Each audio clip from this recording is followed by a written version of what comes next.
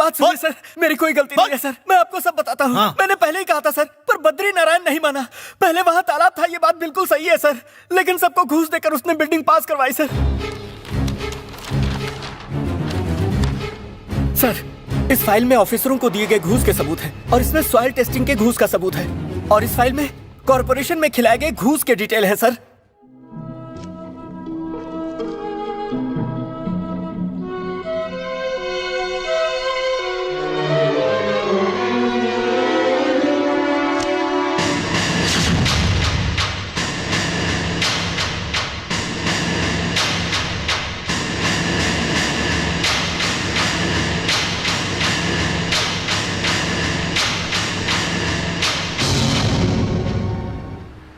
सिर्फ आप लोगों की लापरवाही की वजह से कितने लोगों की जान चली गई।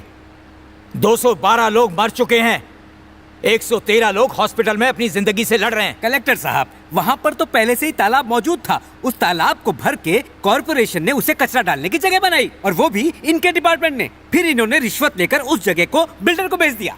माना कि हमने घूस लेकर उस बिल्डर को दिया था, लेकिन जहाँ मिट्टी की जांच होनी चाहिए थी वो तुम्हारा डिपार्टमेंट था। तब मिट्टी की जांच में ये बात निकलनी चाहिए थी ना।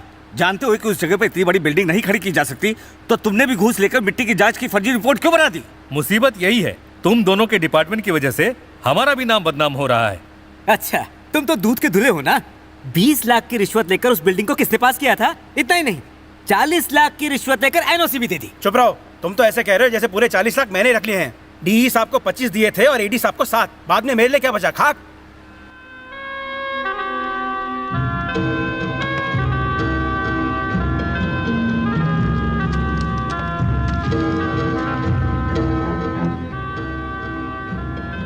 हाँ,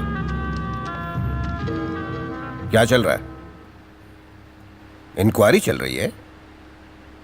कलेक्टर साहब, तुम्हारी लड़की की मेडिकल की फीस के लिए 5 लाख रुपए तुमने मुझसे लिए थे ना, मालूम है ना? मैंने वो क्यों दिए थे? अगर मैं ऐसी जगह फंसूं तो तुम संभालो। सर, वो रामलाल।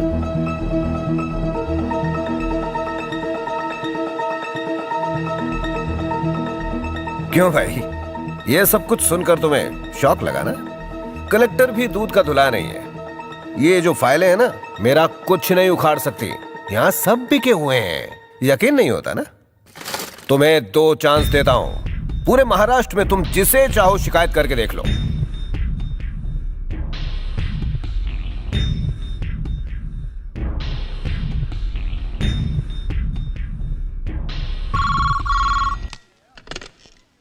हेलो, ये कमिश्नर साहब का ऑफिस है? यस सर, कल एक अपार्टमेंट के गिरने से कई लोग मर गए थे। उसके पीछे एक बहुत बड़ी साजिश थी। उसके सारे सबूत मेरे पास हैं sir. Sorry, wrong number.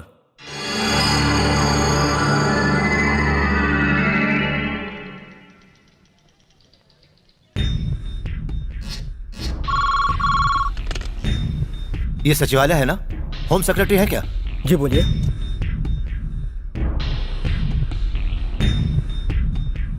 Sorry, wrong number.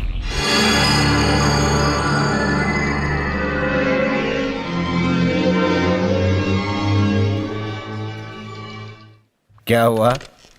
उसने रॉन्ग नंबर कहा ना? मैंने कहा था ना, सब बिके हुए हैं, सबको खरीद रखा है मैंने, सब गुलाम है मेरे। जो भी उस बिल्डिंग के हादसे में शिकार हुआ है, उन सबको सरकार 1-1 लाख रुपए दे रही है। तुम्हारे घर में तुम्हारी प्रेग्नेंट बीवी और बेटी थे ना? अगर तुम्हारी बीवी ने बच्चा पैदा कर लिया होता ना, तो तुम्हें 3 लाख मिलते। लाख रुपए चले गए, क्योंकि वो बच्चा पैदा होने से पहले ही मर गया, इसलिए घाटा हो गया। चलो वो छोड़ो, मैं तुम्हें 25 लाख दूंगा, तो 27 लाख हो जाएंगे। तुम फिर से शादी कर लेना और नई जिंदगी की शुरुआत करना। समझदार बनो और ये फाइल दे दो।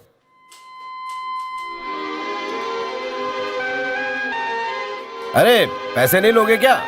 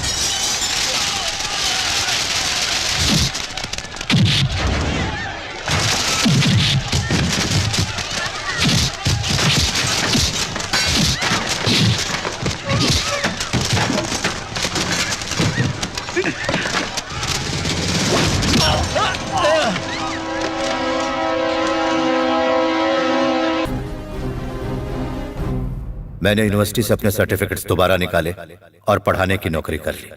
मैं कॉलेज में एनसीसी का मास्टर बन गया। पूरे साल में 200 लोगों को तैयार करता था ताकि वो पूरे महाराष्ट्र के हर सरकारी दफ्तर में नौकरी करें। इन्हीं स्टूडेंट्स से मेरी ये बगावती सेना बनी, ACF, एंटी करप्शन फोर्स।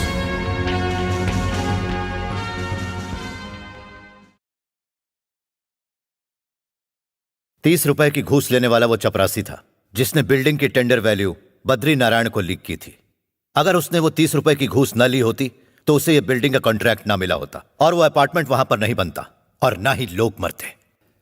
एक ₹10 की घूस भी लोगों की मौत की वजह बन सकता है।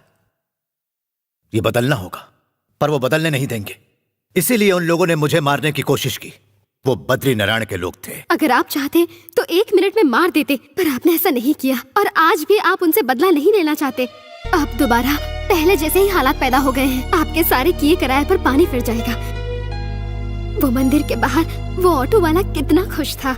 उसी तरह गरीब आदमी की खुशी कहीं अधूरी ना रह जाए। आज के बाद मैं तुम्हें कभी नहीं रोकूंगी।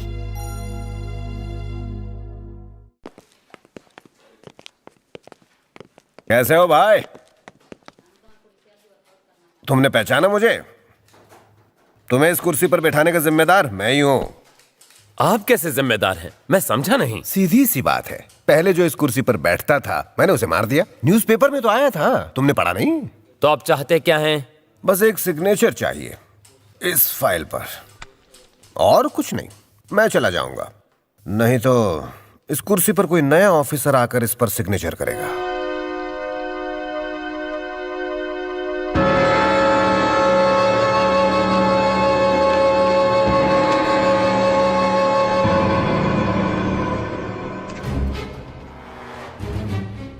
ये हुई ना बात। इसके लिए इनाम तो बनता है। पूरे 5 लाख हैं, अलमारी में रख लो इसे। नहीं चाहिए, बस आप जाइए। हाँ? करप्शन खत्म हो गया क्या? पर डर तो बाकी है। तो मैं चलूं? मिलूंगा। उम्र लंबी है तुम्हारी। यकीन नहीं हो रहा है भाई, लोगों ने घूस लेकर फिर से साइन करना शुरू कर दिया। ये कैसे हो गया? घूस नहीं लिया, पर साइन तो कर दिया ना। ये तो शुरुआत है, थोड़े दिनों में करप्ट हो जाएगा वो। अब ये खुशखबरी कई औरों को भी देनी है। हाँ, मैं फिर बात करता हूं।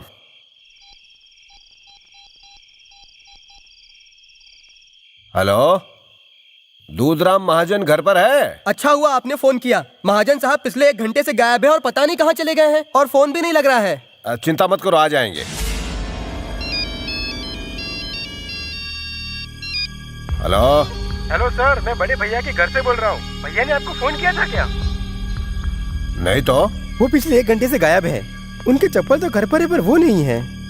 सलीम पंजा और नागनाथ भी 1 घंटे से गायब है। जिन्होंने ऑफिसर को किडनैप किया था, लगता है उन्हीं लोगों ने गैंगस्टर पर हमला किया है। आप अपना ख्याल रखिएगा।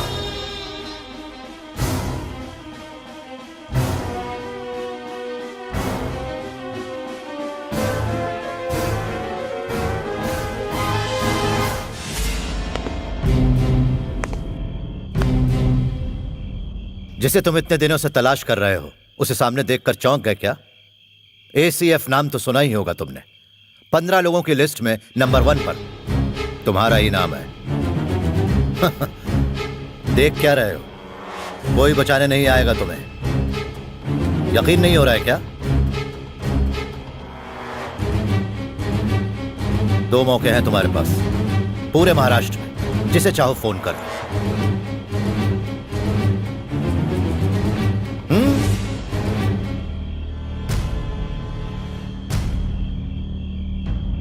हेलो, मैं बिल्डर बद्री नारायण बोल रहा हूँ। ACF का रामलाल मुझे किडनैप कर रहा है।